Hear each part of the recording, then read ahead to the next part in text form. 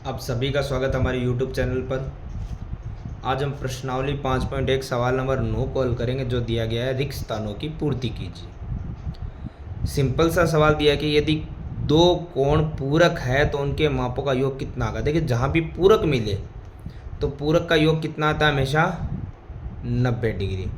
और इसी से संबंधित आपको बताया था कि यदि दो कोण संपूरक है तो उनका योग कितना आएगा, 180 डिग्री। ये तो बड़े सिंपल से खाली स्थान है। इसी के साथ में दिया कि यदि दो आसन कोण संपूरक है तो वो खाली स्थान बनाते हैं। देखिए, इसके लिए सबसे पहले हमें एक चीज़ समझनी पड़ेगी कोणों के बारे में। देखिए, सिंपल सी चीज़ मैं आपको बता रहा हूँ। ये कह रहा है आसन कोण। आसन कोण होते क्या, पहले वो समझ लो। आसन कोण वो होते हैं जो एक ही शीर्ष पे बन रहे हैं, ठीक है, और उनमें कोई एक भुजा क्या है, उभयनिष्ठ होती है, वो आसन कोण होते हैं। सिंपल कहे तो आसपास वाले, नज़दीक वाले कोण, ठीक है, वो आसन कोण कहलाते हैं। अब ये कहता है यदि दो आसन कोण संपूरक है, संपूरक मतलब 180 डिग्री, यानी इन दोनों का योग 180 डिग्री है, तो वो तो एक सीधी रेखा से आ सकते हैं। उस पर आप कहीं पर भी कुछ भी बना दीजिए। देखिए, एक भुजा उभयनिष्ठ होगी जिसके दोनों तरफ कोण 1 और कोण 2 बन जाएंगे, ठीक है ना। और ये रेखा क्या 180 डिग्री संपूरक रहेगी। तो ये कह रहा है यदि संपूरक है तो वो क्या बनाती है, वो क्या बनाएगी, 180 डिग्री की वो रेखा तभी हो पाएगी जब वो रेखिक युग में एक सीधी रेखा हो गया, अन्यथा इस प्रकार या करते में तो ऐसे 80 डिग्री हो नहीं सकता। तो संपूरक जब भी होगा ना, उसके अंदर दो कोण या तीन कोण, जितने भी कोण बन रहे वो हमेशा रेखिक युग्म बनाती है, एक सीधी रेखा बनाती है। सिंपल भाषा में उसे बोलते हैं सीधी रेखा, और वैसे वो होता है रेखिक युग्म। इसी में है, हमें सवाल नंबर 4 में पूछा गया है यदि रेखिक युग्म, ये होता है रेखिक युग्म बन रहा है तो दोनों कोणों का योग, दोनों कोण होते हैं, सॉरी, दोनों कोण क्या होते हैं। देखिए, रेखिक युग्म एक सीधी रेखा होती है, उसमें दो कोण है, वो क्या बनेंगे, वो दो कोण हमेशा 180 डिग्री ही बनाएंगे, संपूरक ही बनाएंगे, ठीक है। सीधी रेखा रेखिक युग्म जहाँ भी नाम मिले आप सीधा लिख सकते हो, वो 180 डिग्री बनाते हैं। और 180 डिग्री को यहाँ पे क्या बताया गया है, संपूरक। क्या बताया गया है, संपूरक। तो हम बता देंगे वो संपूरक ही होते हैं।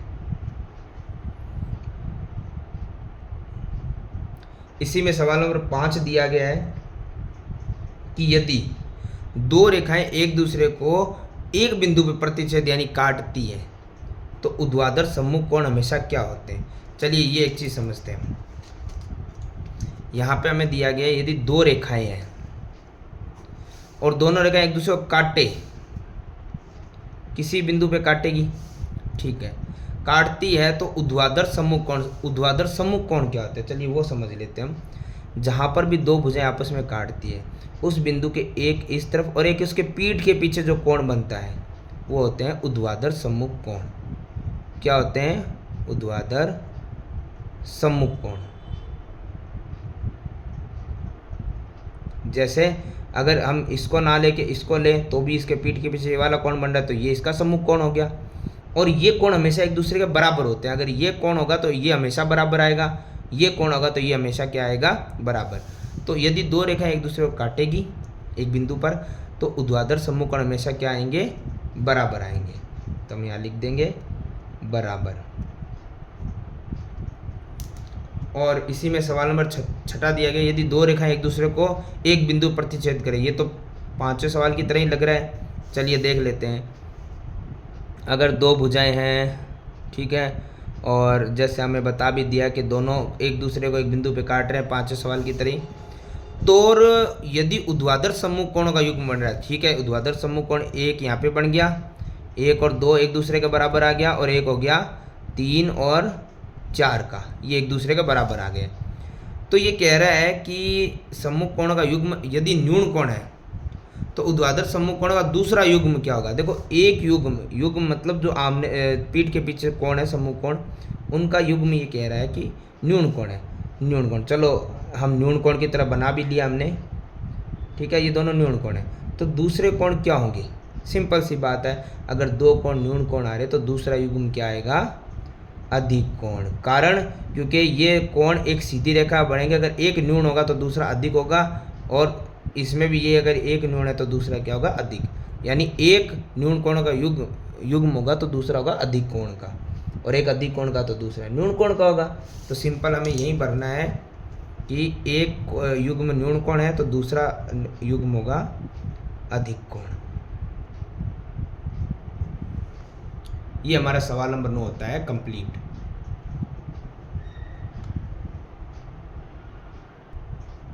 आगे सवाल नंबर जो 10 है उसमें सबसे पहले हमें दिया गया एक संलग्न आकृति में निम्नलिखित कोणों के युग्मों के नाम दीजिए। सबसे पहले हमें एक आकृति दी गई है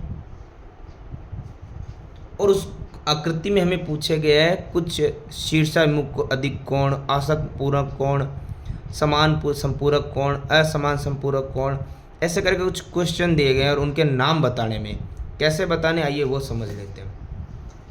सबसे पहले हमें शीर्षाभिमुख अधिक कोण बताना है। तो इसके लिए देखो एक सिंपल सी चीज़ आपके पास आकृति है, उन्हीं में से बताना है हमें। आकृति में देखो क्या दी गई है, इस आकृति में आपको शीर्षाभिमुख अधिक कोण, शीर्षाभिमुख कोण अभी आपको बताए थे जो एक दूसरे के पीठ के पीछे लगते हैं, ठीक है, उनको हम शीर्षाभिमुख कोण भी कह सकते हैं, ठीक है। इसके अलावा हम उनको सम्मुख कोण भी कहते हैं, ऊर्ध्वाधर सम्मुख कोण, ठीक है। तो हम यहाँ पे अभी वही देखेंगे। यहाँ पे बहुत सारे कोण हैं जो एक दूसरे के पीठ के पीछे लग रहे हैं, ठीक है।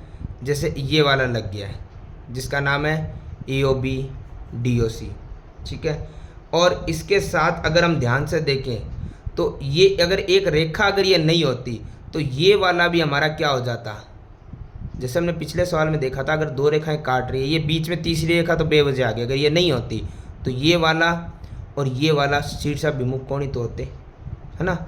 अब ये कह रहा है शीर्षाभिमुख कोण अधिक कोण बताओ।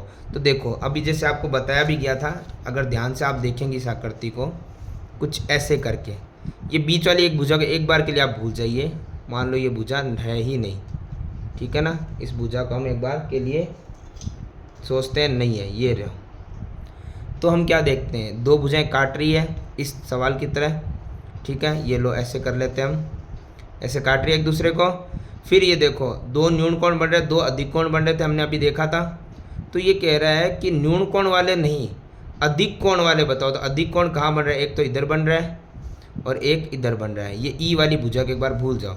तो वो अधिक कोण के नाम ही हमें लिखना है। तो एक तो हमारा अधिक कोण कौन सा बन गया है, ये वाला BOC, यहाँ हम लिख देते हैं। एक तो हमारा बन गया कोण, ये कोण का निशान होता है, ये जो एल की तरह दिख रहा है ना आपको, कोण BOC। और एक उसके सामने वाला जस्ट मतलब पीछे वाला कहें तो हम AOD, ई को तो हमें गिनना ही नहीं है, AOD। तो हम लिख देंगे बराबर किसके है, कोण AOD के। इस प्रकार से हमें नामांकन करना है इसका में, ठीक है। जैसे आगे हमें दिया गया आसन पूरक कोण। देखो आसन कोण तो मैंने आपको पिछले सवाल में समझाया यार, पूरक कोण का मतलब होता है 90 डिग्री, 90 डिग्री वाला कोण, ठीक है। तो यहाँ पे हम ध्यान से देखते हैं। जैसे सबसे पहले तो हम एक सीधी रेखा पे आते हैं, इसमें हमें एक सीधी रेखा नहीं लेनी, हमें सिर्फ पूरक लेना। तो पूरक ये लो इतना हो गया, होने को तो ये भी है लेकिन इसमें एक ही कोण बन रही है, हमें तो युग्म देखना, युग्म इसमें बढ़ेंगे। यानी इस 90 में एक युग्म ये बन रहा है और एक युग्म ये बन रहा है। समझ लेते हैं कैसे। पूरक बोला तो पूरक तो इतने होता है 90 डिग्री का। इस 90 डिग्री में हमें एक कोण तो ये मिल गया, AOB लिख लो या BOA लिख लो, कुछ भी लिख सकते हो आप, AOB, ठीक है। बराबर किसके है, यहाँ तक ही लेना है हमें। तो दूसरा कोण है AOE या EOA, कुछ भी लिख लो आप, AOE, ठीक है। ये दोनों कोण बराबर नहीं, सॉरी बराबर मैंने गलत लिख दिया, कोमा। ये दो युग्म है जिनका जोड़ पूरक आएगा, ठीक है, यानी 90 डिग्री आएगा। इसको और इसको जोड़ेंगे तो पूरा कितना आएगा, 90 डिग्री। तो बराबर उसमें आएगा, इसमें नहीं आएगा। अगला आ गया है समान संपूरक कोण। देखो संपूरक कोण तो एक सीधी रेखा पे बन जाएगा। अगर हम एक सीधी रेखा ले लें तो हमें पता है कि संपूरक कोण एक ये हो जाएगा और एक ये हो जाएगा। अगर हम ये वाली भुजा ले लें तो एक ये कोण ले लो और फिर तो कोण 3 हो जाएंगे ना इस पे। तो ये यहाँ तक हमें लेना पड़ेगा ना। तो इसमें एक कोण, दो कोण और 3 कोण, दो ही युग्म लेना। तो हम इस प्रकार से लेते हैं ये वाली भुजा, जिसमें हमारे कोण कौन कौन से बन रहे, चलो वो देख लेते हैं। सबसे पहले तो समान संपूरक कोण होने चाहिए। तो देखो अगर हम एक भुजा ऐसे लेंगे, 180 डिग्री संपूरक हो रही है। अब उनमें दो कोण हमें लेने हैं जो दोनों कोण क्या होने चाहिए, समान हो। तो समान में एक तो हो जाएगा BOE, जो कि कितने डिग्री का हो रहा है, BOE 90 डिग्री का। और एक हो जाएगा EOD या DOE, कुछ भी लिख लो, DOE। ये दोनों कोण BOE और EOD या DOE दोनों 180 डिग्री के होंगे संपूरक, और दोनों एक दूसरे के समान भी है। फिर से संपूरक लिखना है, लेकिन इस बार असमान वाले लिखना है हमें, इस बार समान वाले नहीं लिखना। तो देखो संपूरक तो आपको बताया था ऐसा भी हो रहा है, ऐसा भी हो रहा है, लेकिन इस बार हमें लेना है जो असमान रहे। तो हम वापस वही भुजा ले लेते हैं। इस बार हम पहले तो ये छोटा वाला ले लेंगे जो है AOB, कोण AOB। और दूसरा हमें पता है कि हमें यहाँ तक तो लेना पड़ेगा, तो हम AOD ले लेंगे, कोण AOD। बीच वाली चीज़ों का आप इग्नोर करते रहिए।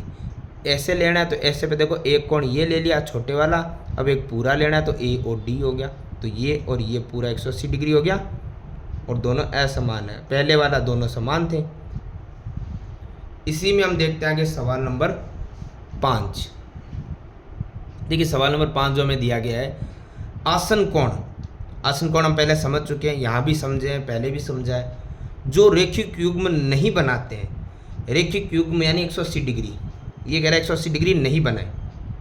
तो देखो सबसे पहले हम ऐसे आसन कोण देखते हैं जो हमें दिखे कि भाई 180 डिग्री ना बनाए। ऐसे देखने के लिए तो एक आकृति में बहुत सारे कोण दिखेंगे हमें।